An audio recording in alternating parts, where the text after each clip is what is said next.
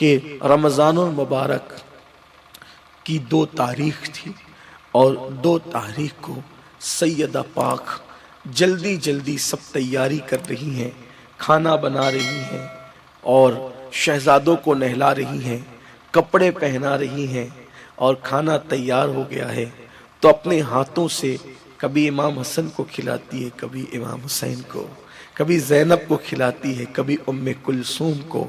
مولا کائنات آ کر دیکھتے ہیں، مسکرا کے کہتے ہیں سیدہ آج کچھ معمول سے ہٹ کر ہے، کچھ معمول سے ہٹ کر تیاریاں ہیں۔ سیدہ پاک کہتی ہاں جانے کا وقت آ گیا ہے، شاید اب میں دنیا میں نہیں رہوں گی، تو بس اس لیے آج بچوں کو اپنے ہاتھ سے کھلا رہی ہوں، تاکہ حسین کو اس لیے اور زینب کو اس لیے ہاتھوں سے کھلا رہی ہوں کہ کربلا میں جب میرے شہزادہ اور میری شہزادی 3 دن کی بھوک ان کو پریشان کرے تو ماں کے ہاتھوں کا کھانا ان کے لیے جو ہے وہ ایک راحت اور صبر کا سبب بن جائے۔ کربلا یاد آ گئی ہے اور بہت سی باتیں ہو رہی ہیں جس کو لکھا گیا ہے کتابوں میں، جس کو بیان کیا ہے صوفیہ نے، اور اس کے بعد مولا کائنات کرم اللہ وجہہ الکریم کو سیدہ کہتی ہے علی میرے بعد دوسرا نکاح تو کرو گے؟ مولا کائنات نے جب سنا جانے کا وقت قریب آ گیا ہے تو سوچتے ہیں کہ اب کیا بیان کروں، کیونکہ جب تک کہ سیدہ حیات تھی مولا علی نے حضور کے حکم پر دوسرا نکاح نہیں کیا تاکہ سیدہ کا دل نہ دکھے، سیدہ پاک کا دل نہ دکھے۔ اس لیے اور چونکہ کسی کا دل دکھنا اس سے ایمان نہیں جاتا، گناہ ملتا ہے مگر ایمان نہیں جاتا، لیکن سیدہ وہ ہستی ہے جس کے بارے میں آقا نے فرمایا جس نے سیدہ کو ناراض کیا اس سے اللہ ناراض ہو جاتا ہے۔ تو اس آنے والی عورت کے لیے اللہ کے رسول علیہ السلام نے جہنم سے بچنے کا سامان کر دیا کہ کوئی بھی سوکن بن کے آئے گی تو سیدہ اس سے ناراض ہوگی، اور جس سے وہ ناراض ہوگی تو اللہ ناراض ہوگا، اس کو تو تباہی ہو جائے گی، بربادی ہو جائے گی۔ تو اس کو کچھ لوگ کہتے ہیں دیکھو اپنی بیٹی کے لیے سامان کیا، بیٹی کے لیے نہیں کیا، جو آنے والی خاتون تھی اس کی خیر خواہی فرمائی، کہ چونکہ اکثر سوکن سے ناراض ہوتی ہے، اور پہلی بیوی کا دوسری بیوی سے ناراض ہونا یہ عورتوں کا فطری تقاضا ہے۔ اگر اس عورت دوسری عورت سے سیدہ ناراض ہوتی تو اللہ اس سے ناراض ہو جاتا، کیونکہ آقا کی حدیث بخاری کی حدیث آقا فرماتے ہیں فاطمہ میرے جگر کا ٹکڑا ہے، جس نے اس کو ناراض کیا اس نے اللہ کو ناراض کیا۔ تو حضور اس کا بھلا چاہتے تھے، اور پھر حضور علیہ السلام نے گویا کہ سیدہ کو جلدی اپنے پاس بلا لیا تاکہ مولا کائنات سے یہ رکاوٹ گویا کہ ختم بھی ہو جائے۔ راز بیان کرنے والے تو بہت بیان کرتے ہیں، تو سیدہ پاک نے کہا علی میرے بعد دوسرا نکاح تو کرو گے؟ مولا کائنات نے کہا سیدہ ایسی بات کیوں کر رہی ہیں؟ اور فرمایا جانے کا وقت قریب آ گیا ہے، کرو گے نا دوسرا نکاح؟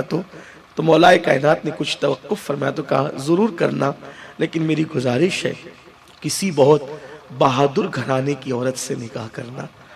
بہادر گھرانے ایسا کیوں فاطمہ؟ تو کہا کہ میں دعا کرتی ہوں کہ اس بہادر گھرانے کی عورت سے جب نکاح کرو گے تو اللہ اس کے یہاں بیٹے ہی بیٹے پیدا کرے۔ دعا کرتی ہوں اللہ اس کے یہاں بیٹے ہی بیٹے پیدا کرے، اور وہ بہادر بیٹے کربلا میں میرے حسین کے ساتھ آ جائے۔ تو مولا کائنات نے سیدہ فاطمۃ الزہرا کی اس وصیت پر بہادر گھرانے سے نکاح کیا۔ حسن اتفاق جس خاتون سے نکاح کیا اس کا نام بھی فاطمہ تھا، لیکن کہتے ہیں کہ جب سیدہ فاطمہ کے وصال کے بعد ان فاطمہ سے نکاح ہوا تو وہ کہتی تھی مولا علی کو مجھے فاطمہ نہ کہا کریں، مجھے فاطمہ نہ کہا کریں۔ کیوں؟ اس لیے کہ آپ مجھے فاطمہ کہہ کے پکارتے ہو، کہیں حسن حسین اور زینب ام کلثوم کو اپنی دنیا سے جانے والی ماں یاد نہ آ جائے۔ اور پھر ان کے لیے دعا کی تھی کہ تیرے گھر میں بیٹے ہی بیٹے پیدا ہوں، یعنی کہ میرے بعد۔ تو اللہ تعالیٰ نے وہاں کثرت سے بیٹے دیے، اسی لیے اس خاتون کو لوگوں نے ام البنین کہا۔ ام البنین کا مطلب بیٹوں کی ماں، اور پھر انہی بیٹوں میں غازی عباس ہیں، حضرت محمد ابن علی ہیں، عمر ابن علی ہیں، ابو بکر ابن علی ہیں، یہ سب وہ شہزادے اسی ماں کے ہیں اور جسے ام البنین کہتے ہیں۔ لیکن ایک بات آپ کو بتاؤں، یہ سیدہ کی دعا کی برکت تھی جو وہاں بیٹے ہی بیٹے پیدا ہوئے، مگر ام البنین بھی وہ شان کی خاتون تھی جو اپنے بیٹوں کو کہتی تھی اگر میرے دودھ کی لاج رکھنا ہے تو حسین کے قدموں پہ کربلا میں قربان ہو جائے۔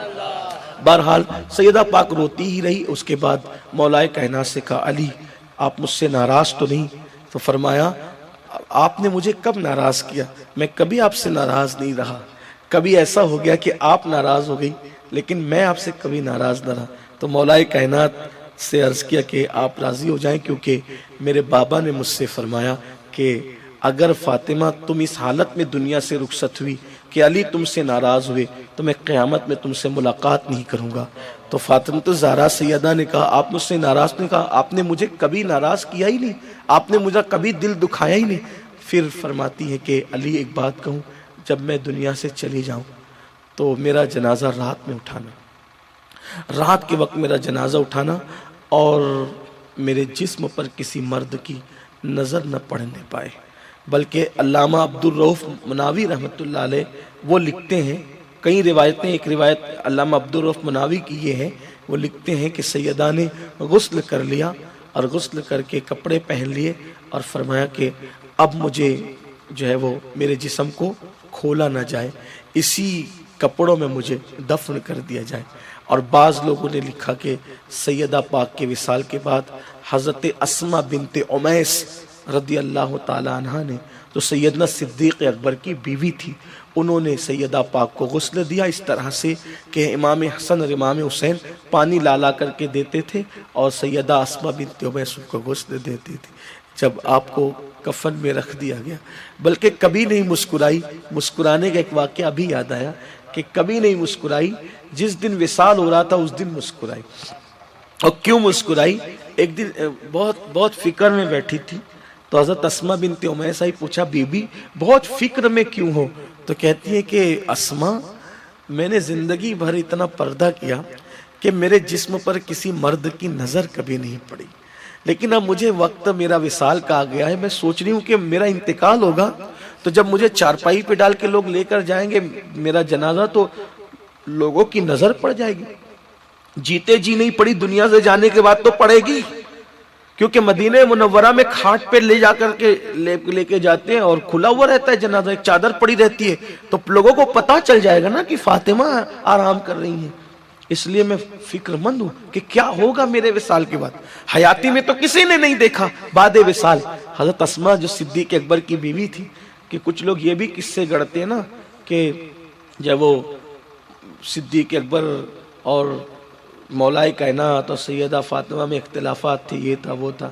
آپ سے پوچھتا ہوں، آپ کی بیوی آپ کی اجازت کے بغیر کسی کے گھر میں نہیں جاتی، تو اس دور میں صدیق اکبر کی بیوی اسماء بنت عمیس اپنے شوہر کی اجازت کے بغیر سیدہ کی خدمت میں کیسے لگی ہوگی؟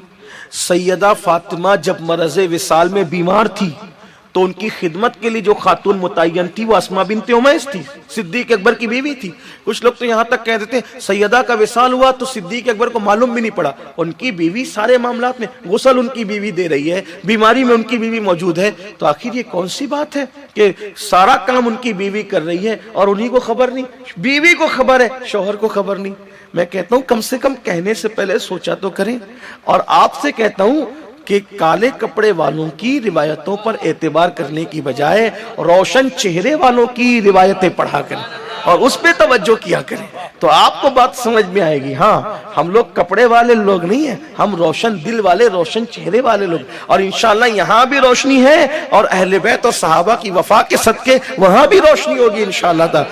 اور یہ اسماء بنت عمیس کوئی معمولی خاتون نہیں ہے، اسماء بنت عمیس اس خاتون کا نام ہے کہ یہ وہ مقدر والی خاتون ہے کہ پہلا نکاح ان کا حضرت جعفر طیار کے ساتھ ہوا، حضرت جعفر شہید ہو گئے تو صدیق اکبر کے ساتھ دوسرا نکاح ہوا، پھر صدیق اکبر کا وصال ہو گیا تو مولا کائنات نے ان سے نکاح فرمایا، یعنی ایک کے بعد ایک بیوہ ہوئی 2 مرتبہ، تو دونوں مرتبہ بیوہ ہونے کے بعد ہر مرتبہ اللہ نے ان کو عظیم شوہر دیا، جعفر طیار جیسا شوہر، پھر ان کے بعد صدیق اکبر جیسا شوہر، اور ان کے بعد پھر مولا کائنات، یعنی تینوں तीनों शौहर उनके बड़े नाम वाले हुए, एक के बाद एक ये। इससे ये भी पता चला अगर कोई औरत जवानी में बेवा हो जाए तो शराफत इसका नाम नहीं है कि वो ऐसी रुकी बैठी रहे, क्योंकि कुछ लोग समझते हैं अंदर ही अंदर गुनाह करते रहो, पाप करते रहो और ऊपर से शराफत दिखाते रहो। अरे अंदर की गंदगी और पाप से बेहतर है कि निकाह कर लो। अस्मा से शरीफ इस दौर में कौन हो सकता है?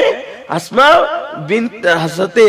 बिनते उमैस से बढ़कर आज कोई शरीफ हो सकता है? जब वो जाफर तैयार के बाद सिद्दीक अकबर और सिद्दीक अकबर के बाद मौला अली से निकाह कर रही है, तो आज की बेटियों को भी चाहिए कि जवानी में अगर अल्लाह ना करे बेवा हो जाए या तलाक हो जाए तो अच्छी जगह पर दूसरे शौहर से निकाह कर लो।